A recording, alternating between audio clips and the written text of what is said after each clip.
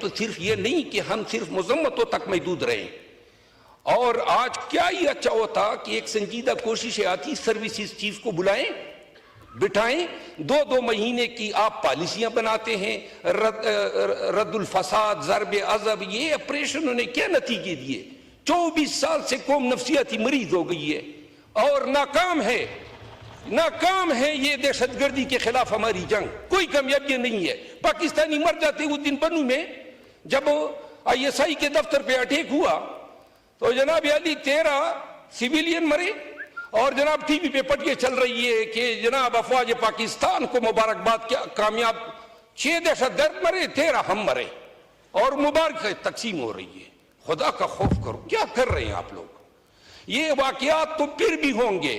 آج وزیر اعظم صاحب گئے بلوچستان اور آرمی چیف صاحب بھی گئے ساتھ میں, تو یہ واقعات ہونے کے بعد ہمیں یاد آ جاتا ہے کہ ہم نے کوئی رول ادا کرنا ہے. آئندہ کے لیے کوئی روڈ میپ ہے ہمارے پاس؟ بھائی تھے قوم دہشت گردی کے خلاف لڑائی کے لیے کوئی بتا سکتا ہے کیا اسٹریٹجی ہماری؟ 2 ماہ 3 ماہ ہماری اسٹریٹجی ہوتی ہے, پھر تبدیل ہو جاتی ہے. ایک اسٹیبلشمنٹ آتی ہے طالبان کو مارنا ہے, دوسری کہتی ہے لانا ہے, تیسری کہتی ہے چھڑانا ہے. یہ کیا ڈرامہ ہے؟ 10 سال کی کوئی پالیسی ہے ہمارے پاس؟ ایک دفعہ دہشت گردی کو نو کہہ دو, 10 سال کے لیے نو کر دو. کبھی ہمارے گڈ طالبان بن جاتے ہیں, کبھی ہمارے بیڈ طالبان بن جاتے ہیں.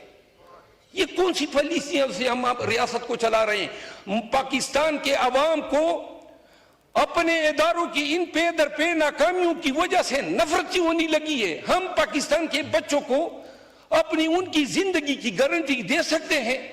ہمارے APS کا ایک ثانیہ تو نہیں ہے. آئے دن میرا اپنا باپ شہید ہوئے ہیں دہشت گردوں کے ہاتھوں, میرے خاندان, میرے قبیلے کی 142 لاشیں میں نے اٹھائی ہے. اور یہ لوگ جو ہیں آئے دن ہمیں ٹرک کی بتی کے پیچھے لگاتے ہیں کہ دہشت گردی کے جنگ میں ہم نے ایسے تیر مارے. کوئی تیر نہیں مارے. 7 لاکھ فوج ہیں, 10,000 طالبان ہیں, پھر کیوں کامیاب نہیں ہو رہے ہیں؟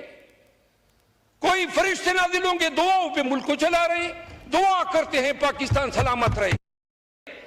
اور جنہوں نے ہتھیار اٹھائے ہوئے ہیں بلوچستان میں, وہ ان میں سے بہت سے نوجوان تو ایسے ہیں نا, وہ کہہ رہے ہیں کہ ہمیں ہمارے گمشدہ افراد کی کم از کم لاشیں یا ہڈیاں تو دیں. نہیں, ہم ایک طرف مذمت کرتے ہیں, یہ نہیں کہتے ہیں جہاں ہماری غلطیاں ہیں. تو لہذا میں وزیر دفاع صاحب سے دستبست عرض کرتا ہوں, اگر آپ نے دہشت گردی کی جنگ لڑنی ہے تو ان سے پوچھو جنہوں نے اس کی قیمت ادا کی ہے. ان لوگوں سے پوچھو نا جن کے گھروں میں آج بھی میں صرف پاکستانی ہونے کی وجہ سے ہر وقت مجھے جان کے لالے پڑے ہوتے ہیں.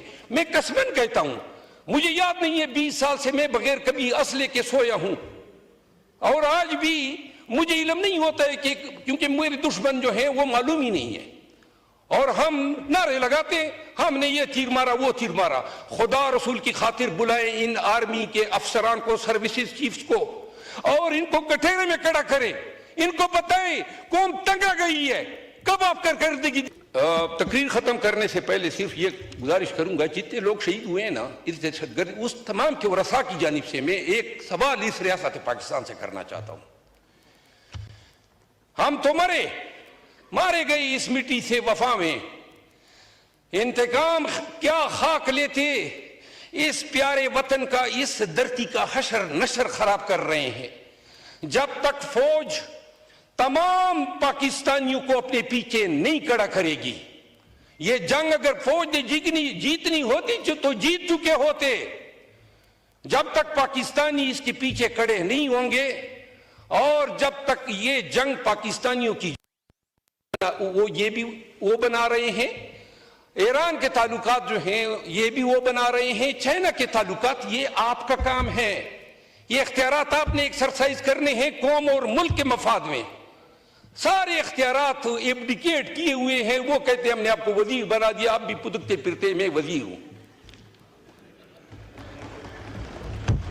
میں آپ کا بہت مشکور ہوں. تھینک یو سو مچ. پولین بلوچ صاحب.